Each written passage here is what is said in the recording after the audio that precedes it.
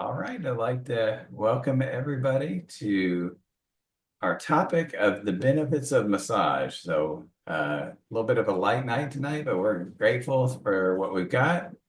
My name's Dr. Darren Mills, and my company is called Freedom Whole Health. If you have any questions at all, give me a call, 502-410-1270. And I'll talk about the benefits of what I think massage is and why I believe in it. I About 5 years ago, I went to I have a massage therapist. I haven't been to him in a little bit, and it's a long story on why, but he is awesome. He still practices and he still is really good, and I probably will go back to him at some point. But I started going once a week for 6 months. I wanted to see how I would feel by getting weekly massages. I was doing a total rehab of my house at the time. I bought a house real cheap. I sold high and bought cheap and rehabbed from head to toe this huge house. I always wanted to do it, and I knew I was getting older.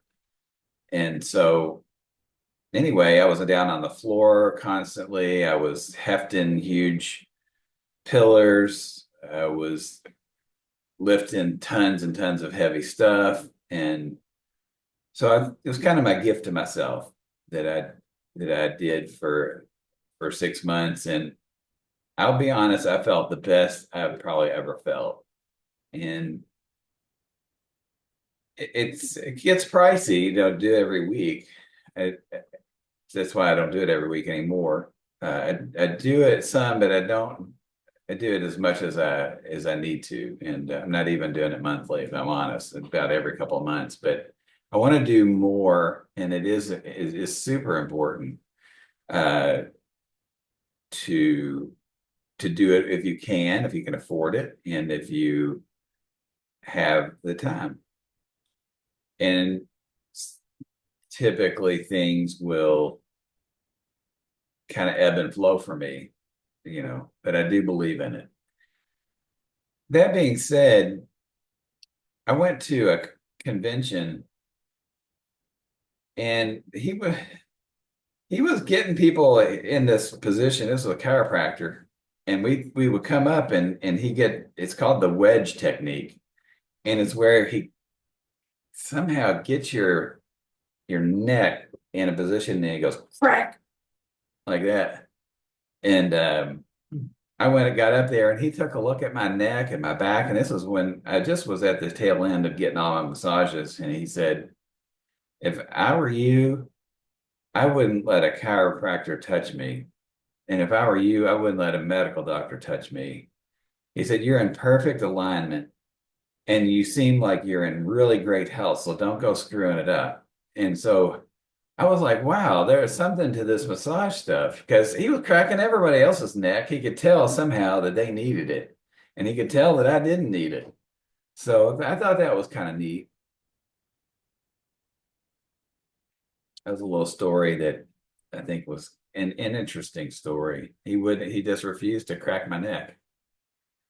And I don't know if I've ever had my neck cracked. I've got a whole nother story about chiropractors they could be the best thing or the worst thing in my opinion, but I digress.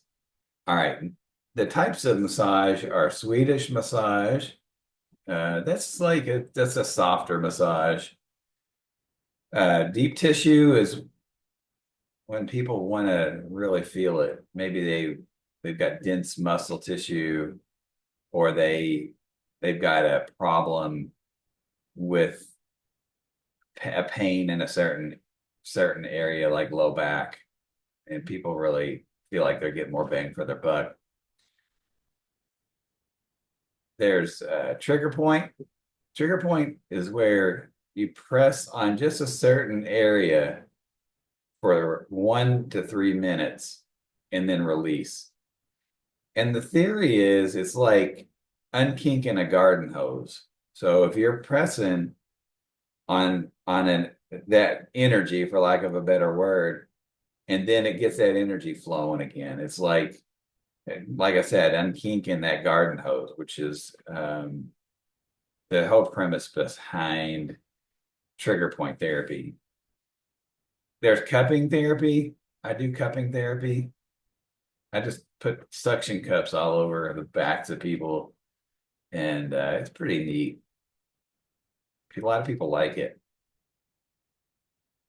I do hot stone therapy, and it's just using temperature as a means to get the blood flowing good.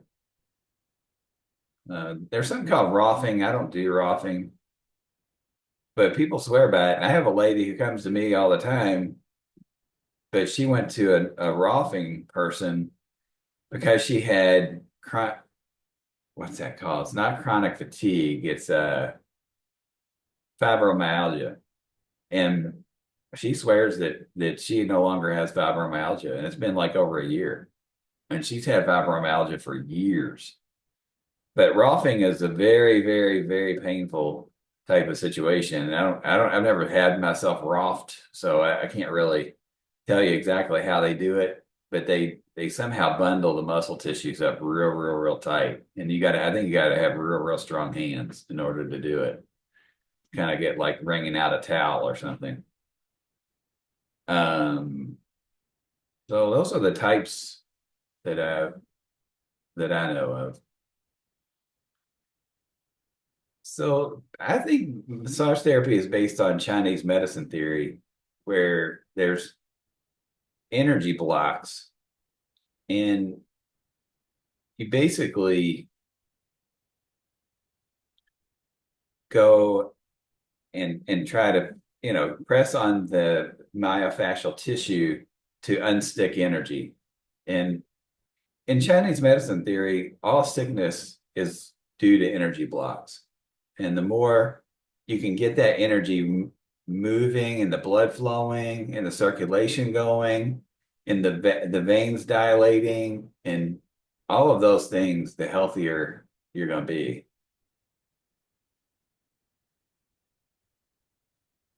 Uh, I wanted to also mention that emotions can cause a person's energy to be blocked. And even from a muscular standpoint, it goes back and forth.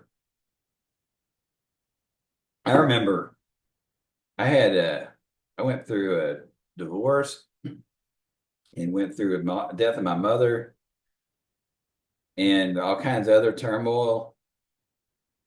And I didn't realize how the emotional pain can be converted into physical pain. I'd never experienced so much pain, physical pain in all my life. And I did get some massages, but that was kind of before I got into all this. But just going to say that the physical can help the mental and in that regard, and it ebbs and flows and goes back and forth. And there's a very fine line in between those emotional pain and physical pain. Stress kills, and therapeutic touch reduces stress and lowers blood pressure.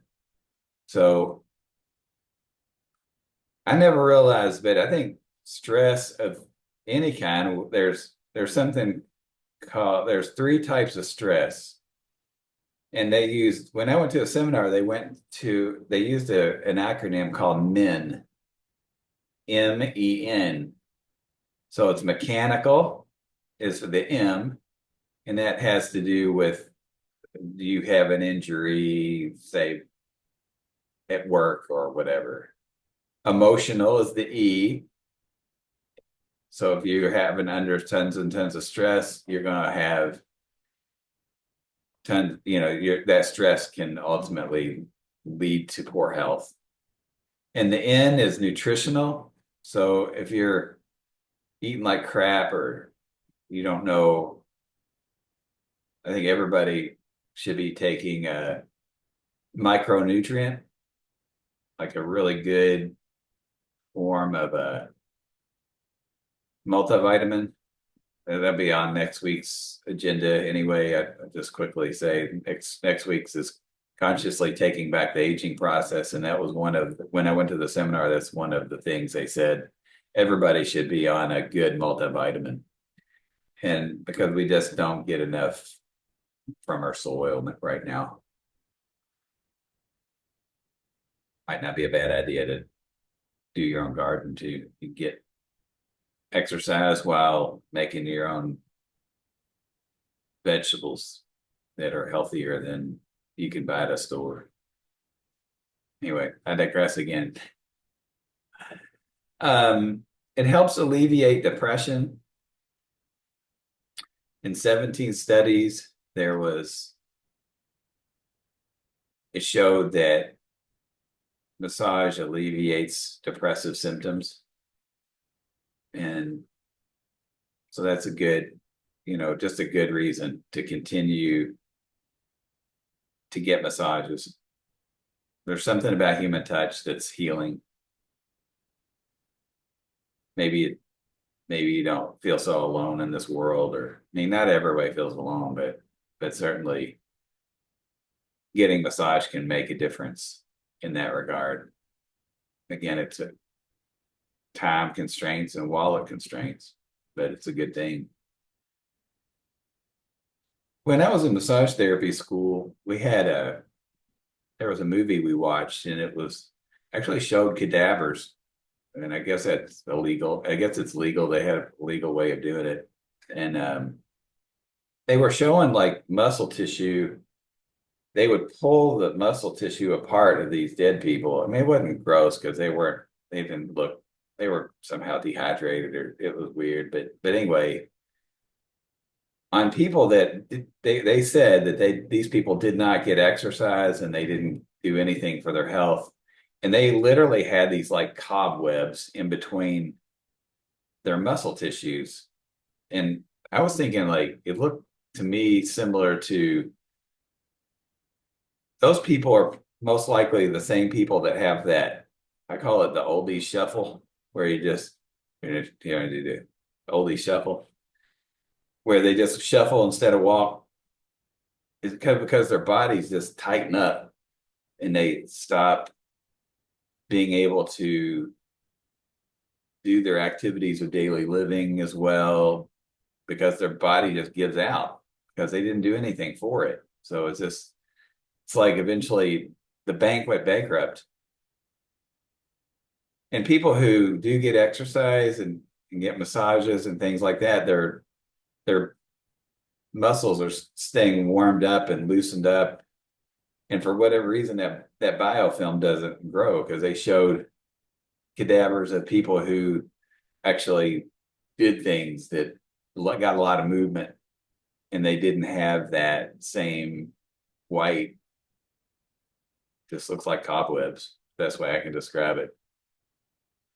And I thought, why don't they show that like on regular TV? Who knows why? I have my theories. They don't want people. A lot of times, I think a lot of people don't want people healthy. They don't want what's.